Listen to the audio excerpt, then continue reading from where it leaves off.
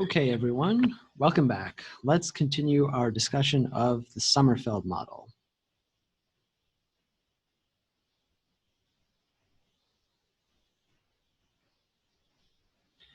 So we started talking about the Sommerfeld model last time.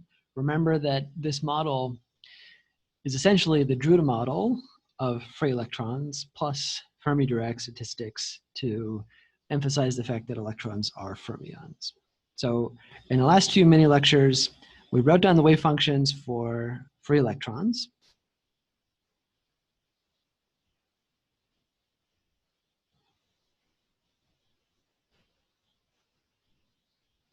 We enforced that these free electrons would obey the Fermi-Dirac distribution. This led us to the notions of the Fermi sphere, the Fermi surface, and other things like the Fermi energy.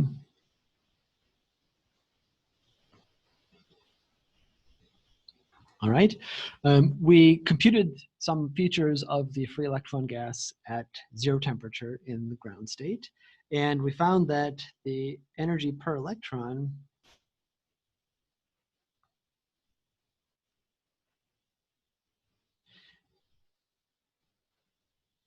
is a sizable fraction of the Fermi energy, even at zero temperature. And this is a direct consequence of the exclusion principle of Fermi-Dirac statistics. And this is even more surprising when you realize that EF over KB is typically of order 10 to the 4 Kelvin. So even at room temperature, the average energy per electron is vastly larger than the typical thermal energy scale.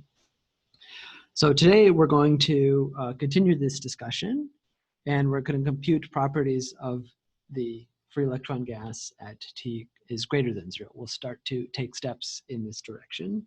Remember, at the very end of the last mini lecture, we derived the Fermi-Dirac distribution,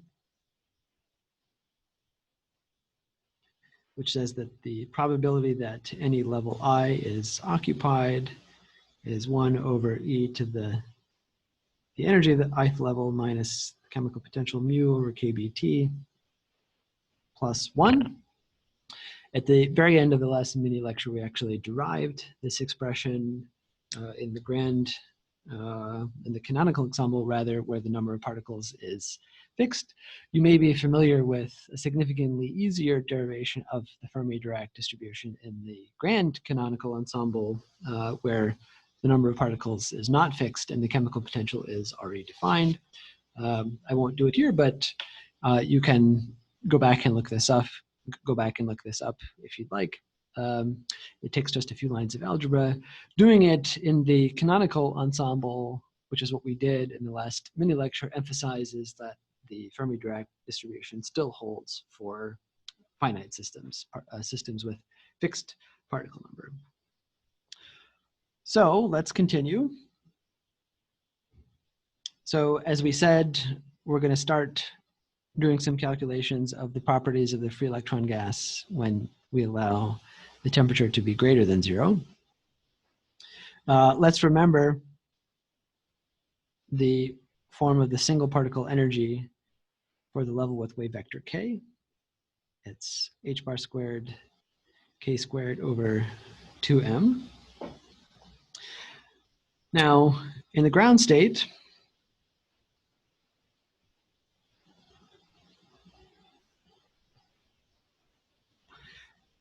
all levels up to the Fermi energy are full, and levels with energy above the Fermi energy are empty.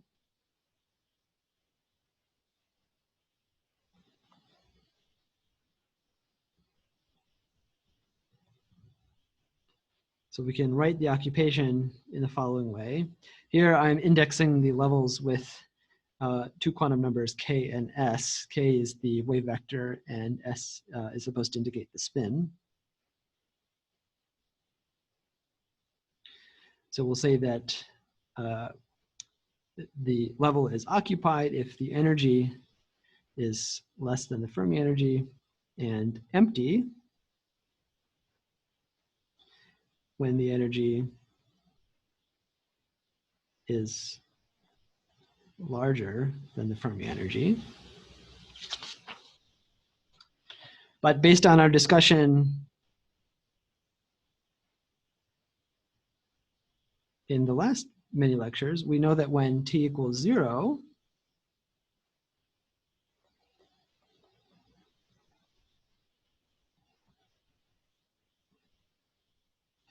all states are occupied when the energy is less than the chemical potential, and empty when the energy is greater than the chemical potential. So again, in the limit where t goes to 0, all states with energy less than the chemical potential are occupied, and they are unoccupied when the energy is greater than the chemical potential. So based on the connection between these two equations that we've written down, you can see that in the limit that the temperature goes to 0, the chemical potential is equal to the Fermi energy. Now, this makes a lot of sense. Remember that the chemical potential is essentially the energy cost to add one more particle to the system. And when t is equal to 0, all levels up to the Fermi energy are full, and levels with energy above the Fermi energy are empty. So to add one more particle, we need to put that particle in at the level just above EF. All right. So again, one more thing to remember is that EF is typically of order 10 to the 4 Kelvin. So even at room temperature, the thermal energy is vastly less than the characteristic Fermi energy temperature scale. So we expect that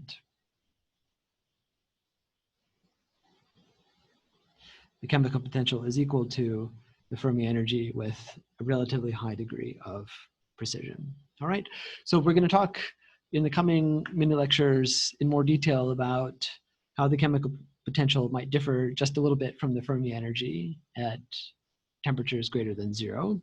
But it's useful to remember that in this limit, the chemical potential is approximately the Fermi energy. And it's very often the case that indeed we are in the very low temperature limit.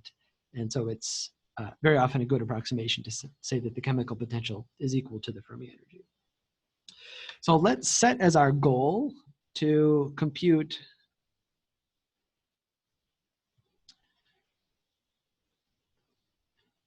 the specific heat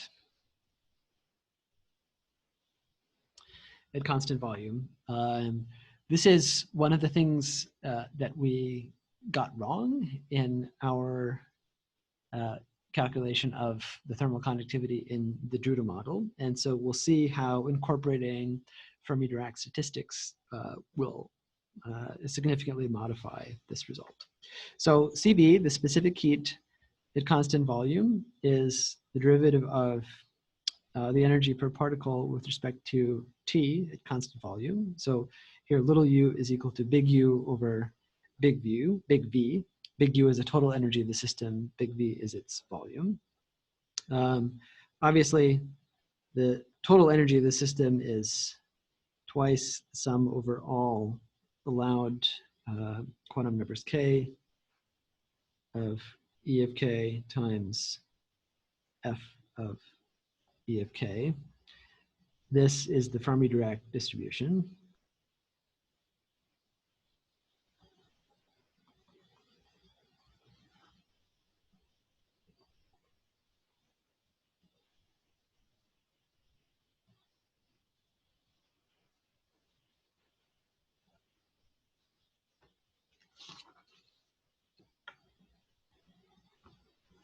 So let's remember our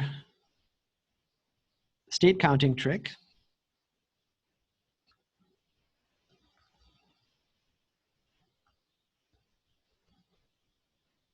And we'll take this sum, which represents the total energy of the system, to an integral, which represents the energy per unit volume in the system.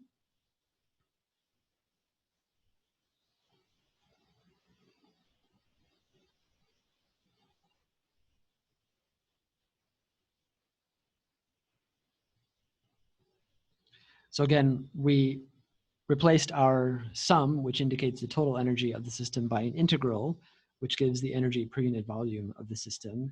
And the right way to do this is by properly normalizing the volume per state in K-space. We talked about this in one of the previous mini lectures. This again is the energy of the level at K. Here's the Fermi-Dirac distribution here.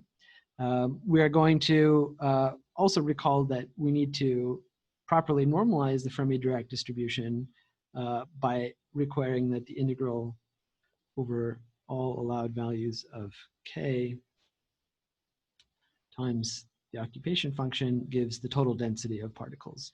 If you like, this equation will fix mu, the chemical potential.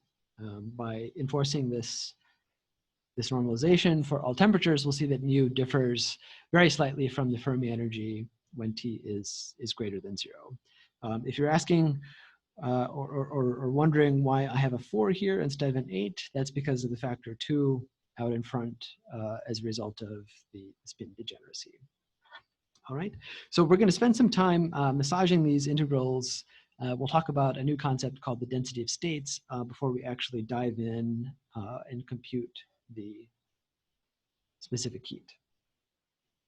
All right, so in general, when you look at these two integrals, one for little u and one for little n, these integrals are of the form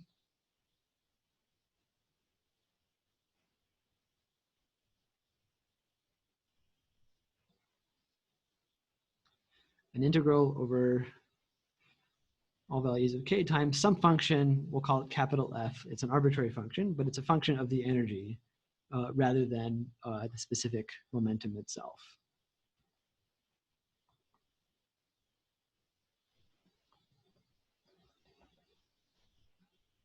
Now remember that the energy depends on k squared. It depends on the absolute value of k squared. It doesn't depend on the particular direction of k. So this realization suggests to us that we should transform this last integral from Cartesian coordinates to spherical coordinates. So let's do that. So here's this integral that we're interested in calculating.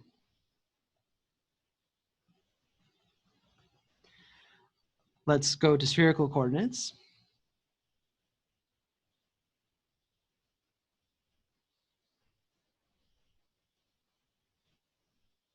So I already canceled out the 4 pi here because this integral doesn't care about the specific direction of k, so I carried out both angular integrals. They gave me a factor of 4 pi out in front. We're left with the radial k integral. Let's now change variables from k to the energy E.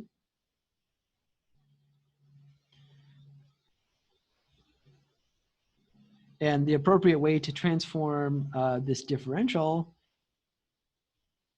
is with a function g of E. And remember, of course,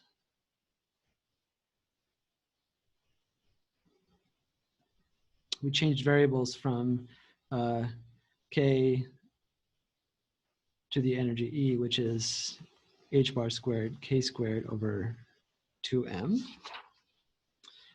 This differential, or this function g of E, is equal to m over h bar squared pi squared times the square root of 2me over h bar squared for e greater than 0, and it's 0 for e less than 0. So again, all we've done is change variables of this integral from k here to e in this integral. We need to account for this change of variables with this function g of e. Here's what it is. We'll say that g of e is the density of states.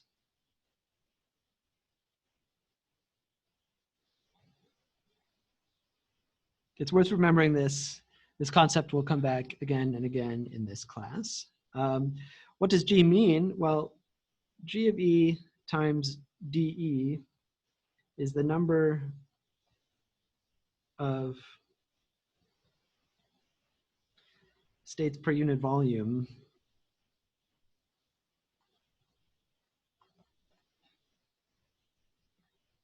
within dE of E. Again, the density of states is a concept that will remain with us for the rest of this course, and it will come back again and again. So we can also write G of E in a slightly different form. It's 3/2 times the density of electrons divided by the Fermi energy times E over EF to the 1/2 for energies greater than 0. So in going from the previous form of G to this form, I use the fact, remember that N is equal to KF cubed over 3 pi squared, and the Fermi energy is H bar squared KF squared over 2m. So this is an alternate form. It's equivalent to what I previously wrote down for G. One thing to note here is the characteristic e to the 1/2 dependence.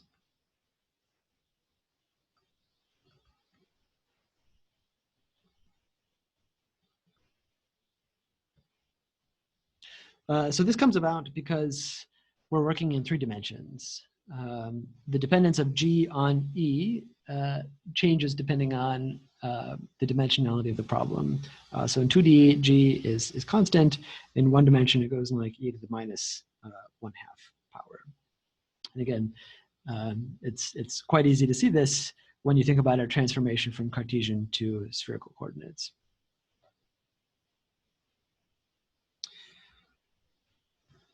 Okay, it's clear that the density of states at the Fermi energy is 3/2 times the density of electrons over EF itself. This is equal to m KF over h bar squared pi squared using the relationships that we wrote down before. So with all of this said and done, we can recast the integrals we wrote down for little u and n now in the following way. So little u is minus infinity to infinity times the integral of, or minus infinity to infinity, where the integral is g times e times f of e, and the density is a similar integral, except that here we just integrate over the density of states times the probability that they're occupied. Here, when we're computing the energy, the single particle energy E figures. So this is a brief introduction to the density of states.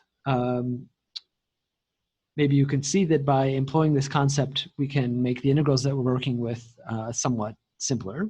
The next mini lecture will begin to discuss how we can compute these integrals. We'll talk about something called the Sommerfeld expansion.